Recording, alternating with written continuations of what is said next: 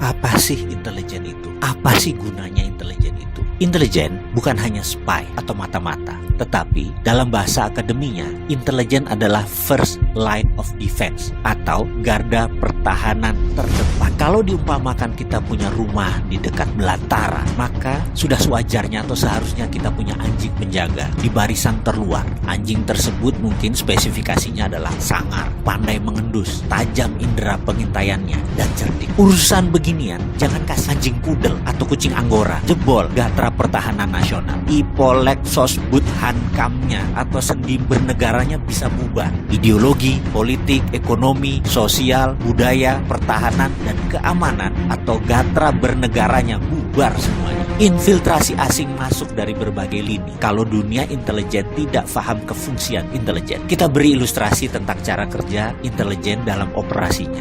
Misalnya ISIS. ISIS adalah produk intelijen. ISIS adalah Hornet Nest-nya Israel, Amerika, dan Inggris. Apalagi itu Hornet Nest? Hornet itu lebah yang warnanya kuning hitam dan sangat ganas. Nest adalah sarang.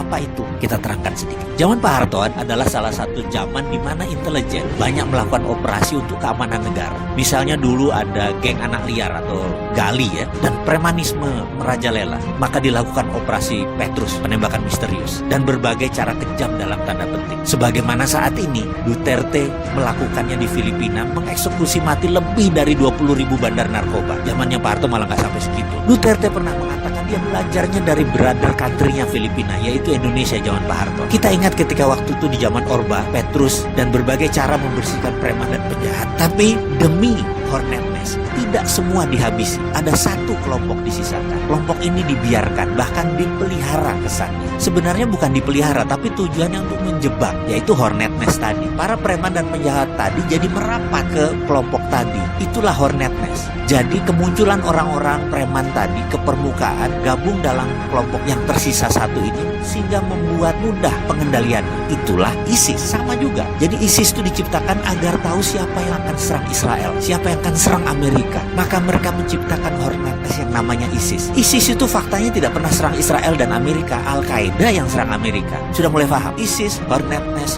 buat gembosi mereka yang akan serang Israel dan Amerika. Bahkan ISIS menyerang sesama muslim atas nama ideologi. Ini kalimat penting, atas nama ideologi. Ideologi ISIS itu sebelum ISIS dibentuk, ada 18 doktor ilmu agama yang mendesain agama ISIS tadi. Salafi jihadi versi baru. Doktrin ini kemudian disebar, dipasang, dimasukkan ke pentolan mereka, dan jadilah Hornet Nest yang bernama ISIS. Ajaran itu dalam gatra pertahanan negara masuk kategori ideologi, dan itu berbahaya. Ideologi itu strategi perang. Dalam strategi Duterte atau zaman Pak Harto, kita memakai Hornet Nest. Dan memang banyak yang mengeluhkan mengenai HAM, hak asasi manusia atau human right. Terkadang dalam masalah kebangsaan dan bernegara, kita memang harus ketemu di tengah. Kita harus buat jati diri bangsa kita yang baru, agar kita tidak terkoyak-koyak. Maka sekedar bertanya aja nih, saya yang bodoh ini, saya yang sontoloyo ini, tinggi mana sih human right dengan nation right? Yuk ke depan kita tata ulang negara berdasarkan nation right.